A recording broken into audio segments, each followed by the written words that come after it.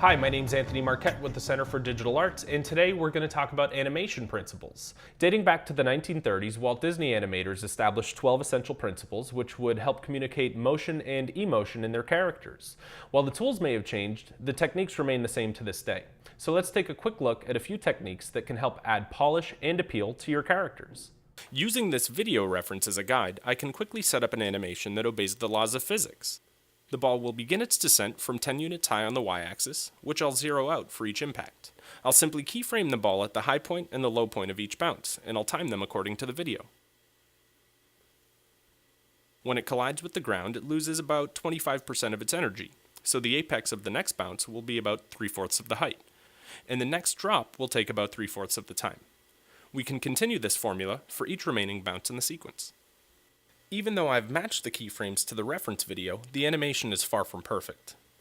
Looking at Maya's graph editor, we can see how the software interprets the transition between the apex and the point of impact. A more horizontal line gives us slow movement, where a vertical line indicates faster movement. If we take a closer look at our curve, we see that the default interpolation is very slow and gradual. An object in free fall should increase speed as it falls, but our animation eases into the impact, which isn't very convincing. But when we adjust the handles on our keyframes, it offsets the next tangent. To correct this, we'll need to break this tangent, which will allow us to interact with each handle independently.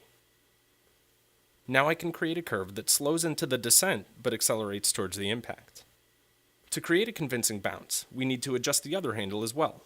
We'll mimic the first tangent so that we have a V shape. And now we'll see that our animation keeps pace with the reference video on the down and the up, and we'll repeat this step for each remaining bounce. Even though the timing of our animation is looking much more realistic, we wouldn't be doing our jobs as animators if we didn't exaggerate and go beyond simply realistic. Using the squash and stretch attributes on the rig, we'll make sure that our animation adheres to the principles of anticipation, exaggeration, and of course, squash and stretch. I'll begin by keying both attributes at their default values on frame 1. Then as the ball plummets towards its first impact, I'll add some stretch and move the ball toward the ground to give a sense of elongation.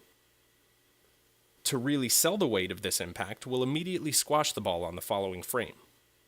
One frame later, we'll counteract this compression by keeping the ball squarely on the ground.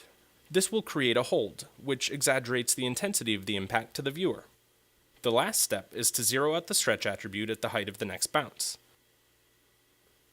If we take a look at the graph editor, we'll see that Maya wants to interpolate the hold that we've created. To correct this, we'll delete the center frame, break the handles, and recreate the sharp impact that we'd originally created.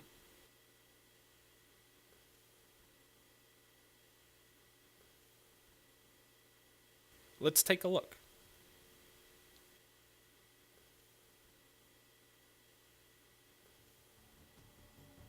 If you have any questions about this topic, or if you'd like to suggest a future topic, let us know in the comments below.